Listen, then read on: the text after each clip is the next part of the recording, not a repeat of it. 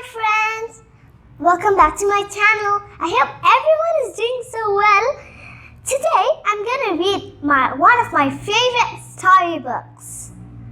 And I hope it's very fun. Okay, now let's get started. The name is Alibaba and the 40 Thieves. Okay, there once were two brothers named Alibaba and Qasim. Qasim, the older brother, was a rich carpet merchant, while Alibaba was a poor woodcutter. This is Alibaba and this is Qasim. They both are brothers. Alibaba was a kind, happy fellow, but Qasim was a selfish and greedy fellow.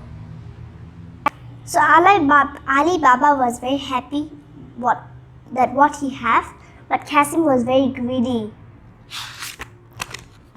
Each week, Alibaba went out of town to find firewood to sell in the market. One day, while he was picking up wood, he heard a low, rumbling sound. I wonder what it could be. He hid in a bush and he watched as a band of 40 thieves rode up and stopped not too far away. So Alibaba went out of town to pick up firewood, but when he was picking up, he suddenly heard a low rumbling sound. So he was so scared, so he hid in a bush. Then he saw 40 thieves in horses riding and stopped somewhere. The captain of the thieves walked up to a rocky cliff and shouted, "Open sesame!" A secret door made out of stone opens. The men carried sacks of boxes into the cave before they rode away. The captain cried, "Close sesame!" and the door shut with a crash. So this is the captain of the thieves. He said, "Open sesame," then the secret door opened. That's impossible, right?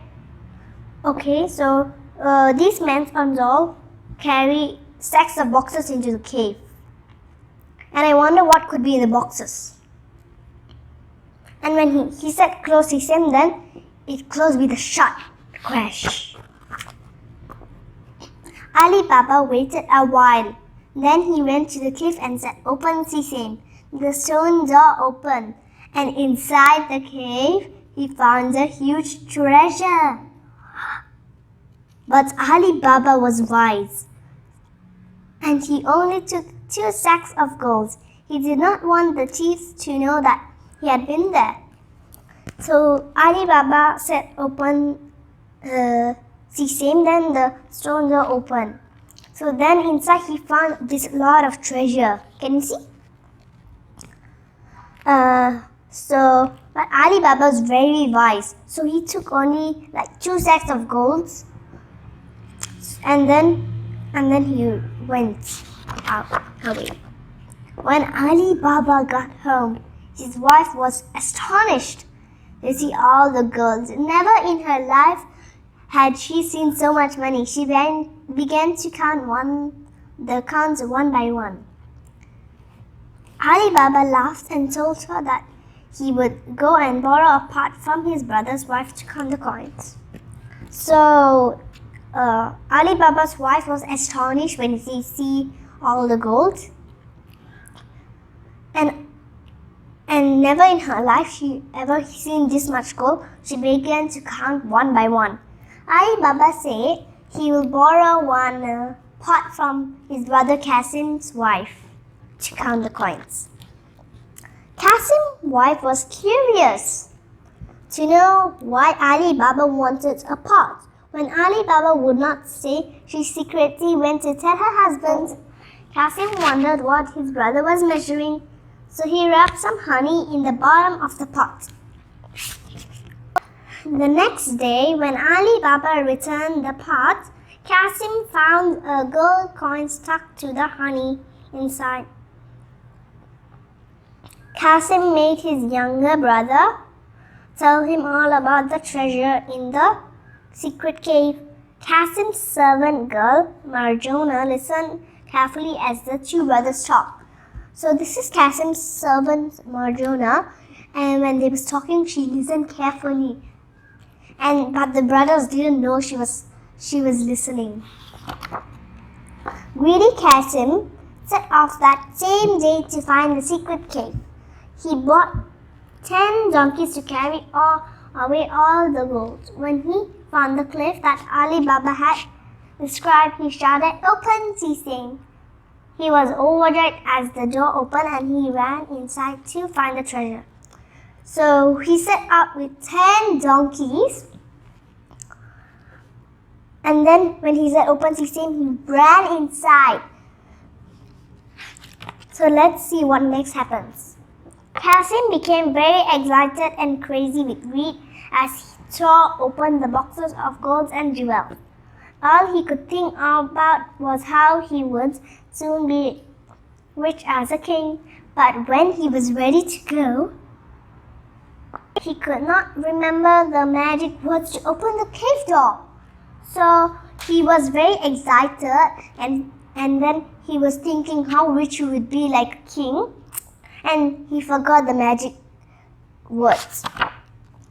Open rice, open peanuts, open wheat, open oats, cried Kasim, saying the names of all the seeds he could think of, but the door would not open. Later, when the thieves found Kasim in the cave, they were so angry that they cut him into pieces. So he said all the names of the peanuts and so he could think of, but the door didn't open. So then the thieves came. They became very, very angry, and then they cut him into pieces.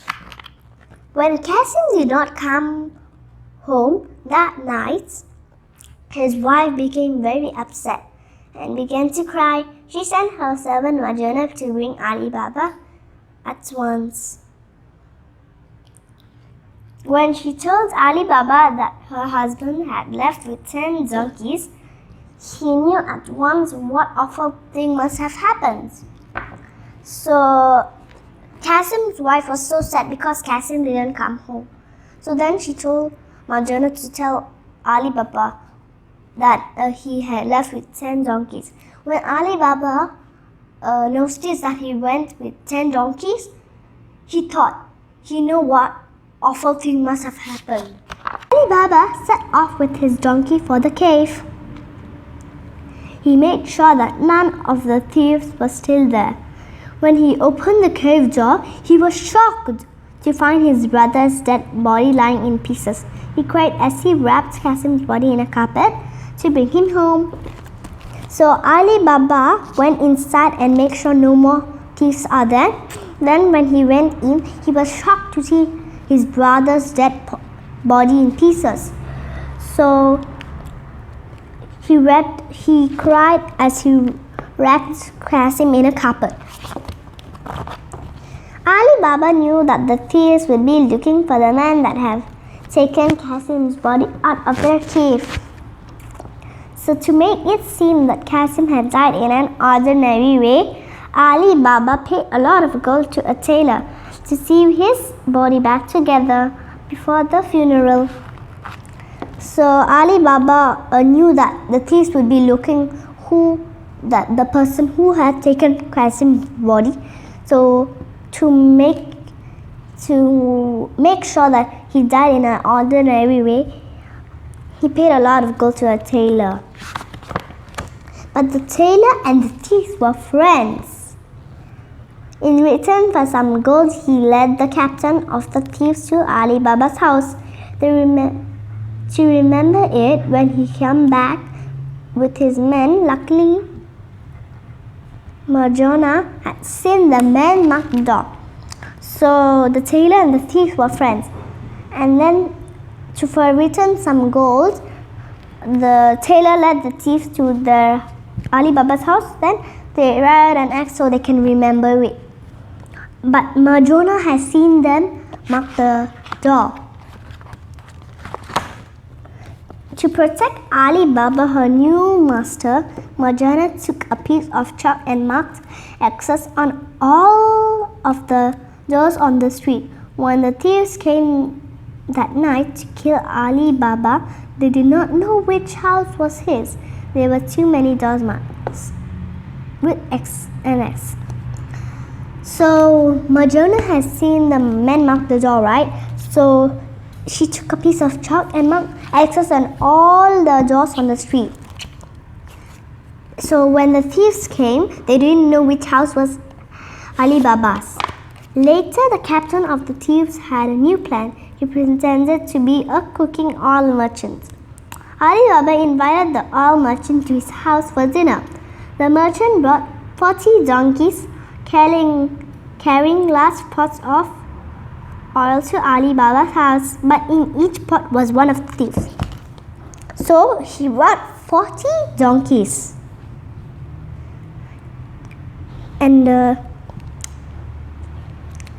But inside one of each of them were one of the thieves. While the men talked, Madonna was sent to get more cooking oil. As she passed one of the pots, a voice inside asked, "Is it time?" Thinking quickly, Madonna said in a deep voice, "No, not now." She realized that the thieves in the pots would soon try to kill Ali Baba. So Madonna was sent to get more cooking oil, but when she passed one of the pot said, "Is it time?" And she think quickly and said, "No, not now." And then she thought that in each pot there's thief and they'll try to kill Ali Baba. Madonna was a very clever girl and she soon thought of a plan. She mixed some poison into a large pot of boiling oil. One by one, she poured boiling oil into each pot there where a thief was hiding. The oil burned and killed each of the thieves in an instant. So clever Madonna thought of a plan. She mixed a poisonous oil into one pot of boiling oil. Then she poured to each pot where the thief was hiding. Then, while Ali Baba ate with the failed oil merchant, Madonna offered to dance for them. She had a dagger in her scarf and she danced around the dinner guests. So Madonna offered to dance with them for the dinner guests, and she hid a dagger around her scarf. A dagger means a knife. As she danced near the oil merchant, she suddenly fell on him and stabbed him with the dagger. The evil thief was dead. So when she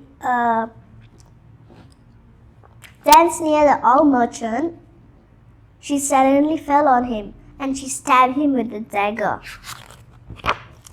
Ali Baba was shocked, but the girl took off the oil merchant's disguise to show that it was the captain of the thieves. Then she showed him the captain of that man. Ali Baba realized that his servant had saved his life. As a reward, he gave her plenty of gold and set her free. So she killed the thief, right? And then Ali Baba was shocked, but Madonna took off the captain of the thieves, and then she saw the captain's dead man. Ali Baba realized that the servant has saved his life. So as a reward, he gave plenty of gold to her and set her free. The end. The moral is, do not be greedy. If you be greedy, bad happens to you. And be happy with everything you have. In this story, Kasim was very greedy. His greediness leads him to be killed. I hope you like my story. Please subscribe to my channel and comment for me below. Thank you. Bye-bye. See you in the next video. Thanks for watching.